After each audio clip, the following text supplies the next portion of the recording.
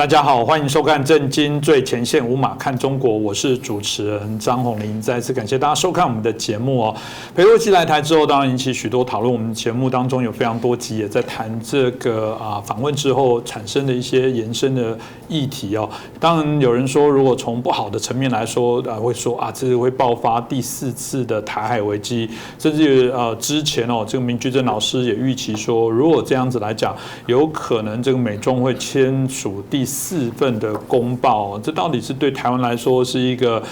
反而因为这件事情让台湾未来会更绑手绑脚，还是反而因为这件事情之后让台湾未来不管在国际外交的空间，在未来对于中共的抵抗的部分会得到更多的一些助力哦，这值得我们好好来关注。那同样我们再次邀请到透视中国的高级研究员，也是台大政治系的荣誉教授明居正老师。明老师你好。主持人好，各位观众朋友大家好。是老师，其实之前你有提到说，这次中共的军事也的确印证了我们所谓的台海危机啊。当然，大家很喜欢比较说，这有比上次严重吗？因为上次打2颗飞弹，这次打11颗，而且有那个更厉害的，还飞过台湾的头顶，也不能说是领空。然后这个有不同的一些讨论，只是说在这一次来说，我们是不是就可以就是李老师讲的，把它界定为这就是我们所谓的第4次的台海危机？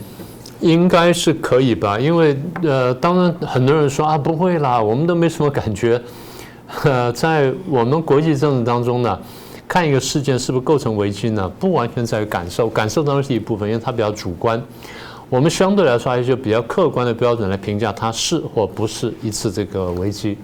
那我们评价这一次事件是危机或不是危机呢，重点在于它的强度。那强度怎么看呢？第一次台海危机呢是1954年，也就我们签了这个中美协防协定，然后中共去进攻我们的外岛呢，打了小岛，然后我们撤出大陈岛，所以那是第一次台海危机。第二次台海危机是1958年金门炮战，然后这个打了金门，打了多少万发炮弹，打了多长时间，然后我们又还手，然后美军又介入。第3次就95、96飞弹风波。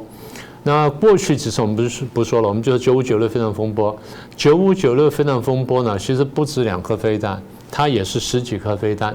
但是它的落点呢相对比较远，它打在这个台湾的这个基隆的外海，然后高雄外海，打了2个重要的外海弹，打得比较远。就像你刚刚所说，这次它打的那弹着点的比较多，而且打到台湾东部。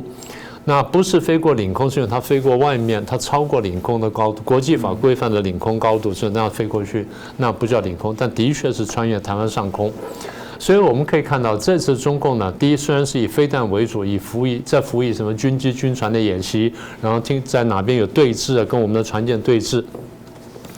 时间虽然短但范围比较大，然后飞弹的数目也很多，然后也穿过了这个台湾的这个上空，那就外太空的地方，打到了台湾的东部，所以整场演习呢，它强度是比较强的。从这些指标来看，强度比较强的，而且它涵盖了台湾的周边的这个6大块，那有人说是7大块。它是一个封锁式的、侵略式的演习，所以把它称为危机呢，那完全是可以的。所以我们才很准确说，它应该是第4次台海危机，就是过去我们不断跟大家预测的。那么在这次的这个演习当中呢，就像刚才主持人所说的，我们注意到共军的飞弹技术是有进步，海军、空军呢虽然没有敢跟美国怎么样去对峙或干什么，但它的确是有进步。是我们都看到了，但是他不要忘记，台湾也在进步呀。台湾的自卫能力跟反击能力，我们是没有用。各位注意看，我们有这个增程飞弹，然后我们有这个无限高的飞弹，而且我们晶片技术比较好，我们打得比较准。也就是同样爆炸量的弹头，我们打得比较准，或打到这重要目标，我们需要的弹头都比较小，然后我们可以多打几颗。或者用弹头省下来可以多打几颗，那么也就是当敌人在进步的时候，我们也在进步。那当然不是说因为我们进步的时候不叫做危机，说它仍然还是第4次台海危机。老师这样讲，如果大家有兴趣去搜寻一下一个新闻，当然这不是一件光彩的事啊，不过至少这不光彩的事造成一个效果，就是我们曾经有军方不小心误触飞弹，飞弹就射出去，然后就飞到打到渔船，对，打到渔船是贯穿过去。我指的是说，那表示速度快，而且能搜寻到这么小的目标。那不要谈军用，刚刚提到的是很大吨数的小渔船这样贯穿，所以让大家惊呼说：“哦，台湾这个飞弹很吓人哦。”所以这样是不是一件很好的事情？不过也代表老师刚刚说的，台湾的飞弹的这些能力，事实上也不断在增进哦。那老师说过，第4次的台海危机有可能会延伸就是美中会签署第四份的公报。当然回过头这个就要请教一下老师了，大家就很好奇前1、2、3份的公报，因为我觉得我们节目很重要的部分是让大家了解这些脉络之后，我觉得才会对于我们未来有想说知己知彼，才会知道未来对于台湾应该如何来对应哦。那是不是请老师也跟我们分享一下？对，我觉得你这个问题问得非常好，也就是我们要了解现在这件事情呢，我们得回去看看过去的这个轨迹。当然，并不代表说现在的事情必然是过去轨迹的延伸，但过去的轨迹呢，至少给我们现在一个很好的参考，或至少是一个很好的一个出发点、一个架构。你刚提到三份公报呢，第一份当然就是1972年上海公报，也就是尼克森、基辛格到大陆去访问之后呢，跟周恩来签的这个中美的上海公报。第二份是1979年的美中之间的建交公报，第三份呢就是禁止军售或减少军售的817公报。那我先说第一份上海公报。上海公报呢，它所有这些公报，美中的公报呢，都不是无缘无故签的，也就是它通常有个大背景，这个大背景呢，通常是一个国际的背景，通常当然偶尔有例外，通常是个大的国际背景，或至少国际背景在这个美中签公报当中是扮演了一个很重要的一个考虑的一个角色。那我们先谈上海公报。上海公报之前呢，美苏陷入了冷战，这个我们过去谈过很长时间了。美苏的冷战呢，到最后就变成军备竞赛，军备竞赛最后就变成核武竞赛，所以美苏双方呢在发展核武上面都不遗余力，不但在发展这个核武本身，在发展核武的载具方面呢也不遗余力。简单说就是陆海空3方面。到了大概差不多1969年到1970年左右呢，美国就发现苏联的核武呢有非常大的进步。进步到什么地步呢？大概是美国核武能力的差不多1/3到1/2，差不多这样子。我们用比较精确的数字来说，苏联的陆地为基地的弹道飞弹，到那个时候差不多赶上美国。然后战略轰炸机呢是美国的1/2左右，然后核潜艇呢大概是美国的1/3不到1/2的那个数字，41比26吧，大概是这样子。不是，那是后来数字，之前数字还不到这个数字，那是苏联最高峰的时候数字。那么也就是苏联的陆海空3方面的核武跟发射能力呢，大概都到美国的1/3到1/2。美国的心理比较脆弱，所以苏联能力虽然离它还有很大的距离，然后呢，苏联的飞弹的精度呢赶不上美国。我们后来怎么看到呢？当然我们有比较精确的数字叫 CEP 了。我们从精度来看，第二就是从苏联弹头的大小看出来，美国的弹头呢比较小，为什么？我打得比较准，我不需要用那么大的弹头。苏联的飞弹打得不准，所以我又把那个弹头做大，然后爆炸的范围扩大之后呢，也就打到你了。这样也算准，也算准，也就是在过去打这个杯子你要一箭射中它，你用枪弹去打的时候呢，要打中它，对不对？你用手榴弹呢，在爆炸范围、爆炸半径内都算，所以炸弹、飞弹什么，只要在爆炸半径之内都算。核子武器的爆炸半径可以跑到那边去，这个就是这个意思。所以刚刚讲说，我们晓得苏联打得不准，但他把弹头加大之后，你美国也就受到威慑了。所以美苏冷战，然后美苏的这个核武竞赛，苏联的这个核武大幅这个进步的时候，美国心情上受到压力。再来一点就是苏联在那段时间呢，全球扩张，然后战略姿态非常高，美国受到压力。那你说美国在正常情况下受到压力就算了，但是呢，美国当时在打越战，从65年升高着打越战，打到的时候大概4、5年左右，那不到6年时间，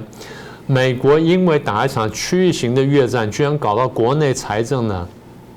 这个几乎无以为继，然后社会上反战声浪不断什么的，所以政治上起了很大的动荡。所以美国在内忧外患之余没办法呢，我怎么对付苏联呢？帮苏联制造敌人。所以才想到说，因为苏联跟中共发生摩擦，我去拉拢一下中共，然后把中共拉过来一点点，中共不用真的帮我，只要过来一点点，离开苏联，苏联心里开始动摇的时候呢，那我的这个战略的这个安排呢就成功了。这个把叫三角政治，细节我不多说了。所以美国出于这几层考量，那跑去这个拉拢中共，中共也心领神会呢，就接了美国的招，接了美国招呢，双方就破冰，就正常化了。也就是在基辛格秘密去访问大陆一次，然后再公开访问，然后最后再陪着这尼克森访问这签了《上海公报》，双方正式破冰。《上海公报》签出来，这最核心一点，除了说美国跟中共关系正常化之外，其实背后意义就是我们战略上呢开始合作联手遏制苏联，不是要对抗苏联，而是遏制苏联，那基本上是成功的。那么在这过程当中呢，中共还曾经承诺，就是我们去游说一下越南，然后能够或者说我们减少对越南的帮助，然后停止越战，让你美国光人退出。美国在这点上面呢，并没有得到中共的帮忙。反过来说，就是中共并没有履行承诺。那台湾大家各位也记得，台湾因此而受伤，然后最后退出联合国，然后退出国际组织，国际上呢陷入很大的困难。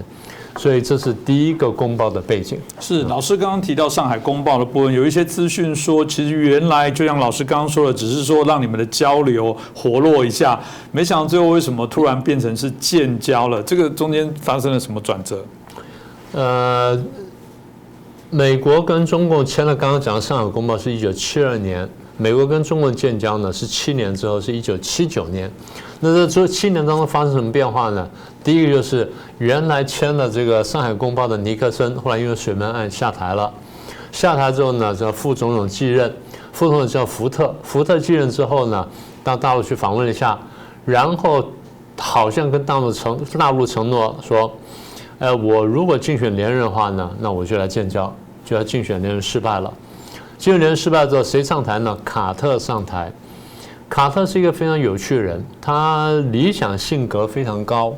然后个人智商非常高，但是呢，政治判断比较差，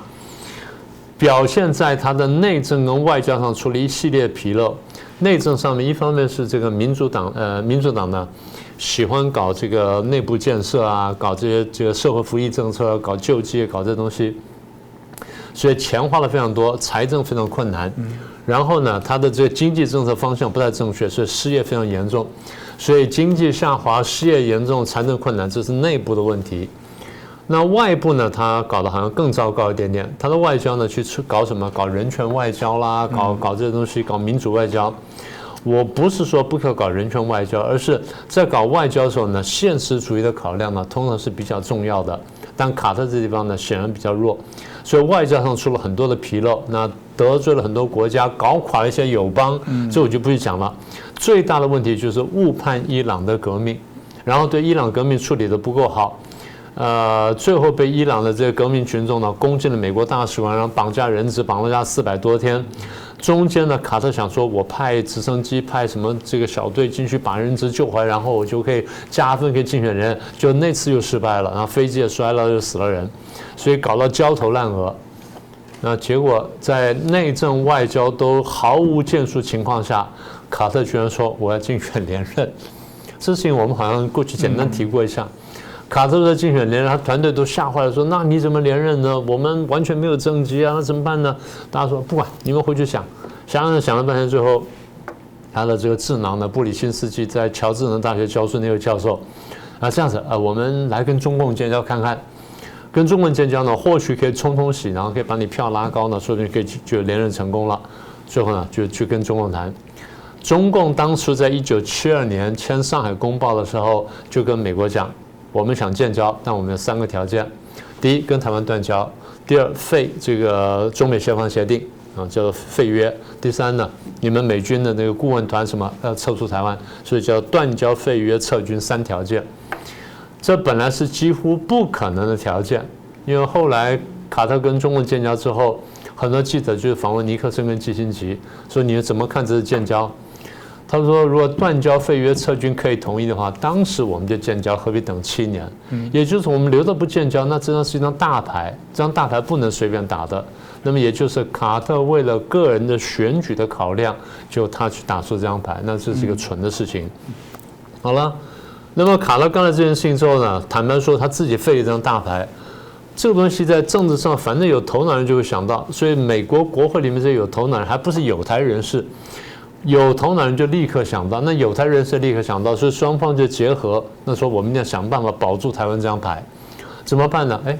他出了个怪招，在美国内部呢，用美国国内法的方式通过东西叫做台湾关系法，就是我们在节目上反复讲到的台湾关系法。那么这次裴洛西来台湾讲的也是台湾关系法，说43年前我们对台湾做出承诺，他讲的就是台湾关系法。所以国会看见卡特建交，又不想封驳卡特，因为他们也看见说跟中国建交有中国建交的好处，但是呢，同时我们保留台湾这张牌，所以就通过了台湾关系法。那等于说实质上美国玩了一个一中一台的政策。那么这台湾关系法就一直这个持续到今天，也对台湾起到了很大的保护作用。但是呢，卡特毕竟是跟中共建交了，然后中共呢也跟卡特签了建交公报，所以中共很高兴啊，他等于说我骗美国骗了2次，一次是共和党，一次是民主党，我2次都骗到了。是，所以有没有被骗第3次或者我们认为的第4次哦？第3次的部分当然就是在中共跟美国建交之后3年哦，雷根上台。雷根如果大家去看他的资讯跟资料，除了是一个电影明星，那个当上美国总统很帅，然后喜欢讲这个美术之间的冷笑话哦，但很重要的部分是他反共基本上还算是在我们界定上来讲是非常坚定跟清楚的。可是他还是在他任内签了所谓第3份的817公报，老师这怎么回事呢？对，这个就要回到我们前面讲说美苏这个对抗的背景，也就是我们一直在讲，影响台湾的事情不一定都发生在台湾海峡当中，然后影响两岸关系也不见得发生在台湾海峡当中，这个也是一个很好的案例。背景也就是刚刚讲的美苏对抗，因为苏联当时军力不断上升，然后这全球扩张。大概在1975年，也就是刚才讲说尼克森下台之后2年，然后福特上台之后呢，苏联搞了第一次全球海军大演习，它叫 Okean 75。这个全球海军大演习呢，真的把美国吓到了，它的规模非常大，它动员了它的全部的海军舰队。然后呢，把货轮编组进来，把油轮编组进来。那有一个消息说，他连把捕鲸船都编组进来，也就是他进行了全球海军大演习。大家要知道，这是人类有史以来大概是规模最大的一次海军演习。那么这次海军演习呢，它不但能够说全球去动员，然后可以全球指挥，然后全球去布局。美国的海军严格说呢，不比苏联差，但是美国没有想到做这件事情。所以当苏联做完这件事情之后，美国吓了一跳，说他居然有能力做这事情。那么也就是从美国角度来看，苏联的军力是上升的，或至少苏联的战略姿态是上升的，这对美国造成很大的压力。所以前面你说卡特他因为玩内政外交都玩得不好，然后这个搞得一塌糊涂。那雷根就是因为攻击卡特，你这个内政外交无能，然后我要反攻，我要去对抗苏联，因此而当上总统的。好，那么雷根上来之后，他就说我去怎么对抗苏联。你刚刚有一句话讲得非常有道理，雷根是坚决反共的，那为什么还会签出817公报？雷根是坚决反共，但是我得提醒大家，雷根反苏共强于反中共，他是反共，那毫无疑问。但他把共区别对待了，他认为苏共威胁比较大，中共威胁比较小，所以我就要再进一步拉拢中共去对抗苏共，这是雷根的想法。一方面他才开始建军，雷根重新建军嘛，然后又发展后来所谓雷射武器，当然没有成功，但是至少吹牛吹成功了。就在这个过程当中呢，雷根在积极部署去反苏共的时候，这一点被邓小平抓到。邓小平眼光非常锐利，他看准了美国的这个心虚跟美国的交集，所以他开始放消息。这个我们这个上台之后呢，我们要改革开放，我们也需要一个比较好的国际空间，所以呢，我们中共考虑呢要跟苏联改善关系。把这消息不断的放给美国，美国有点担心了。我说在这时候，如果说中共真的跑去跟苏联大交好的话，那我们围堵苏联这不就失败了吗？所以他们非常焦虑。中共利用这焦虑呢，就不断的放话。那这样子吧，你给我些什么好处，我继续来抗苏。那最后美国上钩了，中计了。中共要求什么？切断台湾军售，所以签了这个对台军售817公报，那就这么来的。所以后来雷根签了这817公报之后，当然参众议员也很不高兴了，很多人就跑去跟雷根讲了，你出卖台湾。雷根说我没有。听说有一个参议员连续3次讲你出卖台湾，出卖台湾，出卖台湾，雷根就认输了。好，那我做个补救，什么补救呢？我把我这个对台湾就817公报的背景呢写下来，主要是什么呢？虽然我们签了817公报，但是对台湾的军售呢，值跟量要跟中共的军力上升呢要成正比。那后来我们开玩笑把这个叫做先帝遗诏嘛，就这么来的。所以817公报呢是伤害台湾，但是雷根的这个6项保证呢，后来也就保障台湾，而这6项保证现在变成正式的美国法律了。是这个，大家也让大家了解哦，这美国跟中国签署的这3份公报，那就回到我们今天谈到的，会有第4份吗？明明前3份看起来都有中共这个取巧用一些拐骗，但你可以说啊，这是我们聪明也 OK 啦。但某种程度来讲，美国会再笨下去，再糊涂下去吗？所以会吗？大家就很好奇说，美国有可能会再被骗第4次吗？我不能排除这可能性，因为我很早，其实我们节目上很早讲，我说将来可能会有第4份公报，这个我们要小心。从中共来看呢，他骗拜登机会是存在的啊？为什么？拜登现在内政困难，他年底选举有问题，然后呢，共和党跟民主党的这个党争呢没有过去，川普事件也闹得很大，所以美国内政很困难。美国一不小心呢，川普事情闹大呢，可能会打内战的。中共真的是这样计算的。好，内政困难。第二个，外交上你碰到很大问题，为什么呢？因为俄乌战争，你为了抗俄，所以你大力支持乌克兰，但是现在看起来呢，没有很大的起色。虽然看起来说这个乌克兰并没有落败，但也没有很大起色。所以你在抗苏的同时呢，你会分心，然后你想要抽身。所以既然你拜登是有内政外交困难的话，那现在我再给你制造困难，你希望我不给你制造困难，那你要贿赂我，你要给我好处。这是中共认为我可以骗这个拜登的地方，所以中共现在会跟拜登讲，你给我一个公报，不然我会支援俄罗斯，然后那我看你拜登怎么办。所以他会存着骗看的想法。我们刚刚不是骗了2次了吗？其实如果加上817公报的话，中共认为我骗这个美国骗了3次，我拿了3份公报，我再骗看，说不定可以骗到第4份公报。这是他的想法。是，我想听到老师这样提的部分，真的这一集我们要把它翻成英文，赶快让更多的美国的友人了解一下。当然，我们说每个国家都会以自己最大的利益做考量，只是说这些利益的过程当中，其实说真的，不只是美国啦，我觉得台湾也必须要对于这件第4个可能的公报的部分做一些防备必须做好一些有可能的一些盘算哦。那另外，如果我们就做一个先知来推论了，就请教一下明老师，如果你想象第4份公报真的要签署的话，可能会涵盖哪些方面呢？这我觉得也可以让我们大家先有一些警惕。大概2大块吧，第一块是美台关系，第二块是美中关系，因为这是中共现在在看这个整个局当中呢，他最关心的事情。第一件事情，美台关系呢，一句话说完就是，我希望中共啊，我希望美台关系后退，因为你现在进的太多了，已经进到接近官方关系或准官方关系，就像我们上次讲那个裴洛西访台的事情，所以希望美台关系后退，然后不可以再官方，不可以再前进，回到纯民间。然后官员不可以访台，然后台湾官员不可以有太好的待遇，然后台湾在美国的外管的名称要后退，所以大概是这第一块。然后台湾的部分第二块呢就是军售，你军售已经突破了前面讲了817公报嘛，817公报讲的是，从1982年的817公报签订之后呢，未来几年的这个对台湾军售呢逐步停止，那时间没有定，但是质跟量都要下降。不超过这几年的水平。什么叫这几年呢？就从1979年到82年，我们建交以后的这水平，也就对台军售质跟量都要下降。但是呢，你们现在已经超前了，你卖 F-16就超过了，其他什么扑爪雷达啦、什么飞弹、反飞弹等等，都超过当年，说你要退回去。简单说，希望退回817公报。所以这第一块呢，美台关系的部分。第二块就美中关系了。我们看到美中关系这几年呢搞得非常紧张，所以中共会希望什么呢？美台关系再度正常化。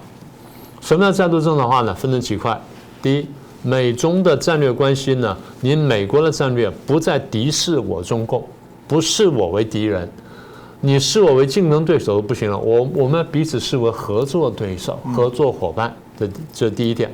第二点，如果说美中关系正常化的话，那我们贸易要正常化，你不可以没事跟我打关税战，然后这封那等等。然后再来就是高端科技不可以卡我脖子，我们上次讲过晶片了什么的，你不可以卡脖子。其他高端技术呢，我们正常交流。所谓正常交流，就是你要让我拿到你的高端科技。这第二块。第三块就是美中交流正常化。什么叫美中交流正常化呢？我的人才进你美国，你要开门，然后我当然也对你人才来中国开门，好。再来就金融要正常。你最近这几年呢，把我中国公司呢从华尔街赶出去，你让他们再回来，也就是审计地方呢，你要再放宽，不要回来那么近。再一个什么呢？新闻，你要让我跟你呢要有正常新闻交流，这是鬼扯了。你什么时候看到说美国新闻能够在大陆上这个正常去流通的？但是呢，美国是自由社会，所以中共的新闻中文新闻跟新闻网络呢，可以在美国正常流通，大量流通。虽然底下有很小的字说这是付费广告，但的确它可以这样做。所以新闻交流，也就是中共要借着新闻交流呢，去渗透美国，去洗脑美国。再来就是孔子学院。孔子学院过去我们在节目上讲过，中共打着这个教汉语的这个招牌，然后推进孔子学院或孔子讲堂。他在里面看起来是学中文，但实际上很多地方呢，他的教材在宣传中共。大家去看了，现在我不晓得找不找这影片。芝加哥大学有一段时间非常热衷于跟中国大陆交流，然后交流的结果就是很多学生呢，这个芝加哥的美国大学学生呢，白人学生呢，会讲很好的中文。就有一次呢，为了这个庆祝他们这个交流的成功呢，办了一个晚会，然后晚上大家就出节目。其中有一节我印象非常深刻，一个非常高大的美国白人男生，穿得很正式的黑色的礼服，用中文唱歌，唱什么呢？毛主席好。毛主席好。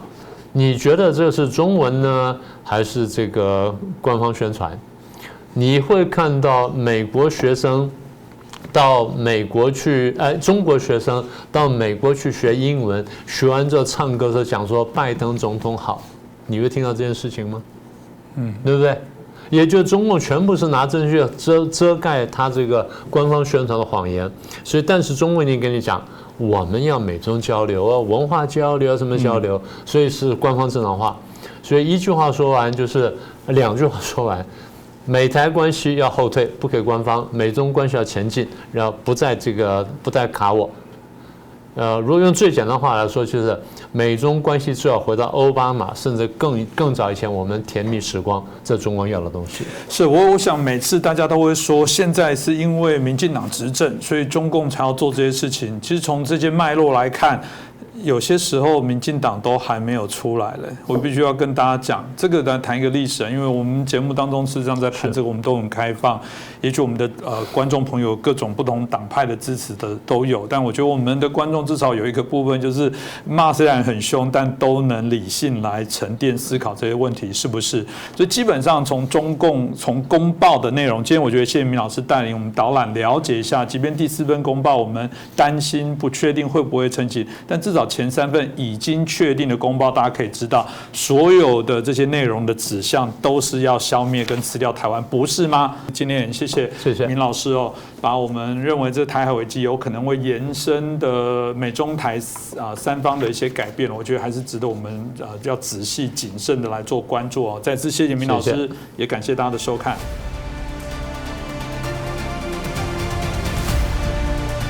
各位震惊最前线的好朋友们，我是主持人张宏林，欢迎订阅我们的频道，也记得打开小铃铛，掌握最新节目通知，让精彩评论不错过，更欢迎留言转传影片。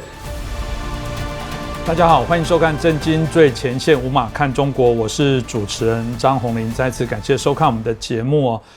这个裴洛西结束之后，当然还有许多余波荡漾的一些讨论哦。这件事情特别从我们看到了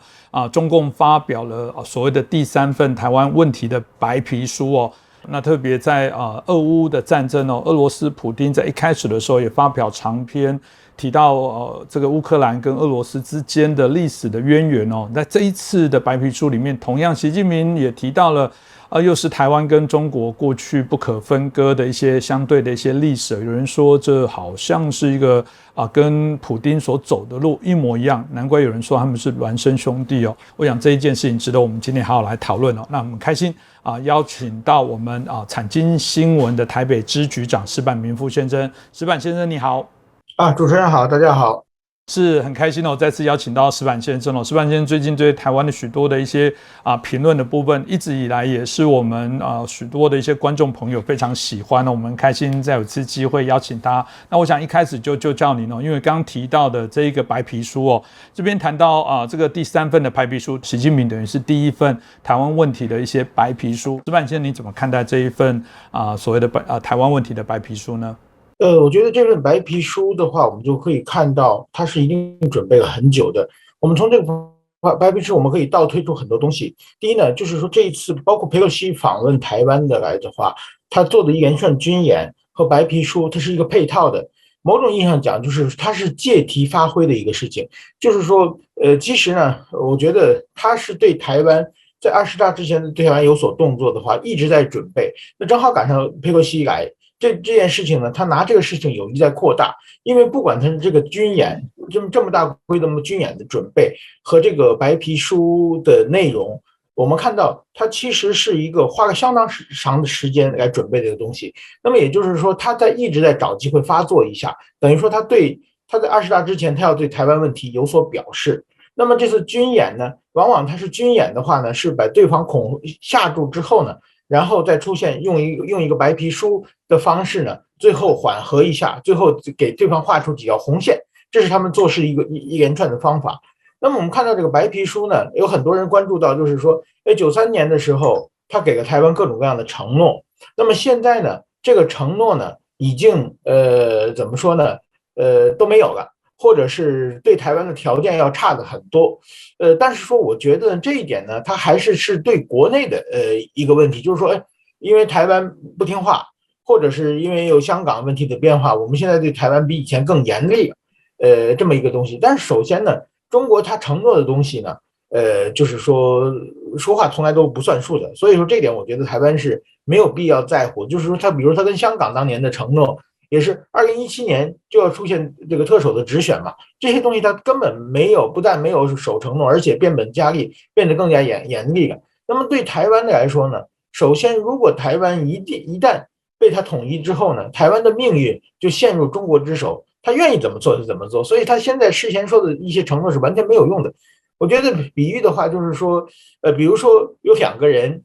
这个一方向另一方求婚，然后呢，过去答应的是结婚以后每个月给你多少的这个零花钱，然后我家务我都在承担，然后后来对方根本没打算跟他结婚，这个事情完全僵持在那里。过不久他突然说，那以后结婚的事家务事我都不做了，都让你做等等。他这个自己一个人自说自话的话，这个条件有所变更是完全是没有任何意义的。所以说我觉得这个白皮书的话只是某种意义上还是他的对国内的一种说法，就是说面临20大的时候，那么习近平到底他要对台湾怎么考虑台湾问题，这一点呢，他需要在党内有这么一个共识嘛。那么还有一个，我看到这次白皮书的它有几个重点，其中呢有一个重点呢，就是说，他把反独这个事情，再三做了很多的强调。那么其实呢，现在台湾跟中国对抗的呢是自由民主的价值观嘛。蔡英文总统从来没有说过台独，但他只是用自由民主的价值观。但是对中国来说呢，他自由民主这个事情他很难在口头上反对，所以把一切的有关台湾的关于自由民主这些价值观的所有的在国际空间的各种各样的活动，他通通定位为台独。所以说呢，这一点呢是一个以前就有这种倾向，这个倾向是更明显的。另外一个呢，他彻底的把民进党变成一个就是怎么说，他认为是对立的势力了，这一点也很明显。过去呢，他对中国对台湾的政策呢就是只要是你认同一个中国，那你不管是属任何党派的话，我们都可以交流，都可以沟通。但是现在呢，一下子就把民进党集团就打入了一个就是一个台独组织，一个就是敌对势力，就是好像不要跟民进党这个交流的这么一种方式。谢谢石板先生我刚刚所做的这些评论，因为这份白皮书当然对台湾来讲这种文攻武吓慢慢我们也麻痹了。这种麻痹当然有时候觉得它好像是这个吹牛大王但某种程度我们也怕狼来了这种真真假假，台湾的民众还是要小心所以我想当然就请教石板先生，刚刚提到了他之前给台湾比较大的空间是说我允许你一国两制像香港一样，但我们都知道香港现在已经不是一国两制了，香港慢慢已经走向一国一制了。就您的看来，有什么要值得我们好好来这提醒我们的事情呢？我觉得就是说，首先呢，就是说，我觉得最近呢有两个词，它的解释全发生各种各样的变化。一个呢是中国提出的一国两制，那现在今天中国提出的习近平嘴里说的一国两制，和当年邓小平嘴中说的一国两制其实完全是不同的东西。当时邓小平在这个80年代他提出的一国两制，其实呢某种意义上就是说邓小平当时可能真是想就是说一个国家其中两种政治体制来运营，但是后来呢就是说因为中国不停的膨胀嘛，所以说习近平他想中央集权，另外一个他怕香港的民主自由渗透到中国，最后撼动对他自己的统治地位有所影响，所以说呢，他渐渐的就把一国两制的解释权就改变了，就是现在的中国的这个一国两制，就是说基本上完全是属于中央统治的，就是他所谓的港人治港，也变成爱国者治港了。那我觉得另外一个呢，因为习近平的他对一国两制的解释不停的改变，这个呢使台湾人对中国的国家认同、中国的归属感和中国的敌对情绪，这各方面呢也都发生了很大的变化。那么还有一个是国际上对于这个一个中国的解释，我觉得这个最近美国也不停的他做的很多的事情呢，然后美国说，这就是一个中国，我们维持一个中国的政策。其实大家知道，比如说在90年代的时候，从台湾如果要去美国拿签证，大家盖的章不是台北，而是什么香港、马尼拉之类的这个章，因为当时美国政府认为，如果在台湾发给签证的话，就可能违反这个一个中国的政策。但是说这个一个中国的政策呢，经过不同的改变，现在呢基本上在一个中国的很多的事情上都出现了很大的这个变化。那么这个，而且最近我们看到，包括日本一些周围国家也对一个中国的解释，发生了一些松动。我觉得这个呢，就是说中国的国内的一国两制的松动和国际社会上对这个一个中国的解释的改变，我觉得这是今后国际社会的一场非常重要的一个博弈的变成一个主战场。那么我觉得中国呢，他是怎么想统治台湾的？我认为他现在其实根本没有想好，就是说怎么说？包括他前不久做那个军事演习，我们看到台湾人根本没有做任何动摇。就是说，1996年的时候，当时台湾确实是股票在跌，房地产在跌，这很多人都想尽办法往国外移民。但是这一次，军事演习的这几天，台湾的股票是在往上涨的。台湾人天天是那几天正好赶上情人节和父亲节，大家到处去吃餐厅，所有餐厅都满满的，根本没有在乎中国的军事演习。所以中国从90年代就开始用文攻武吓这一招，在台湾已经彻底不管用了。那么也就是某种意义上，全国际社会其实也认为中国现在武统台湾的可能性是非常非常低，对台湾实行武力进攻的。所以在这种情况之下，中国它发出再多的这种对台湾政策，将来怎么统治台湾的话，这只是自说自话，只是为了满足国内的一些要求，完全其实是某种意义是跟台湾无关的。那么据台湾的将来怎么办呢？我觉得还是要靠，就是现在国际社会支持台湾的人是越来越多的。这国际社会大家是出于道义上的支持台湾，并不是比如说美国，比如说日本，比如说欧洲的一些国家，还有些立陶宛那些国家，他们来力挺台湾，并不是出于国家利益，而是出于理念和道德上的，就是中国不应该这么欺负台湾。这种时候，台湾确实是现在叫得道多助的一种状况嘛。这种状况的形势之下，中国他企图改变台湾现状的这种怎么说企图是越来越不被国际社会所接受的。所以说，我觉得中国现在它只是在20大之前，在国内做做样子而已啊。所以我想我们在谈到这个国家的一些定位的部分，我想大家一定至少一个原则是捍卫这块土地上所有的人。我记得我在之前节目有提到过了，我们有一些政治人物提到说，我会誓死的捍卫中华民国，但如果呢是为了台独，我就不愿意流任何一滴血。你应该说法是我今天我就是主张中华民国，我就捍卫中华民国。虽然我不认同你做台独，但如果中国现在打台湾的话，我一定誓死保卫这块土地所有的人，不是这样子说吗？那这个当然也是看到台湾接下来会面临到的这些为难哦，就是我们除了年底的9合1选举，我们看到中国已经不断的透过各式各样的方式在干扰选举哦，所以这部分就请教一下矢板先生。首先呢，我觉得就是说关于台湾的所谓的统派，我们发现就是说中国它最近的这一连串倒行逆施的动作呢，使台湾的比如说统派阵营其实出现了很大的松动。比如说前不久这个俞北辰将军离开了国民党，还有比如说这个曹兴诚先生，这个联电的创始人，他本来是在台湾的政治光谱里，他属于一个就是传统的这个蓝军的统派的一个政治人物，但是最近呢，他也实在看不下去啊，就是说对于中国，他认为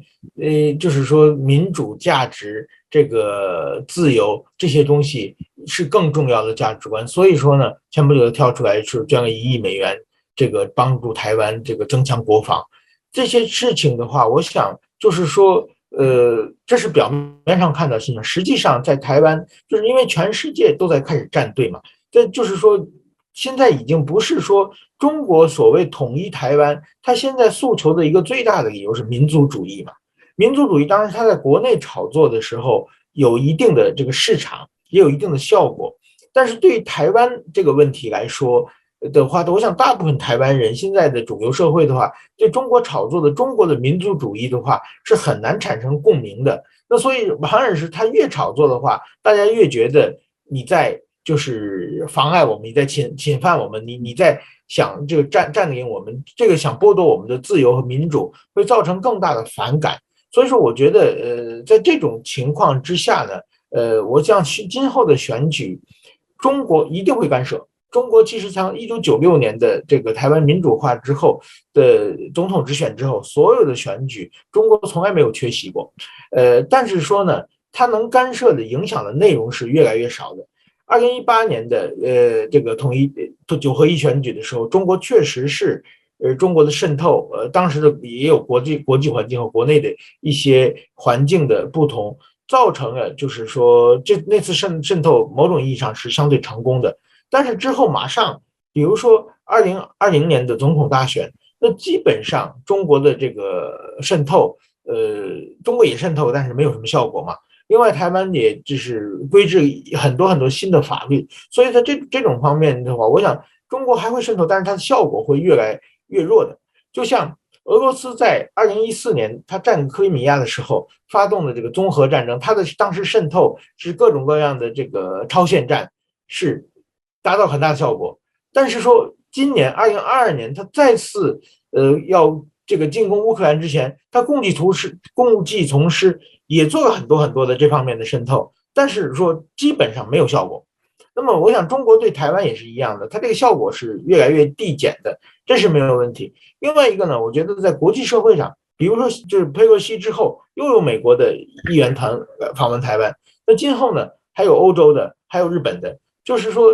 大家怎么说呢？现在我们去台湾，我们去支持台湾的民主自由，我们面对强权，我们绝不屈服，这种已经变成一个国际上的一个大的趋势。在这种情况之，这些大部分的民主国家的话呢，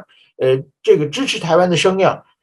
是越来越强的。所以说，在这方面呢，我觉得中国在他自己的在台湾问题这条论述已经过时了，而且呢，就是说已经没有办法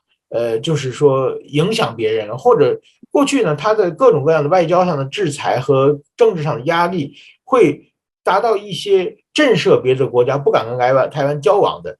这么一个目的一个作用。但是说最近，特别是佩洛西访问台湾之后，它的震慑效果其实是越来越弱了。所以说这种方面，我想台湾得到国际社会的支持，特别是蔡英文总统这几年他打出的这个政策，就是说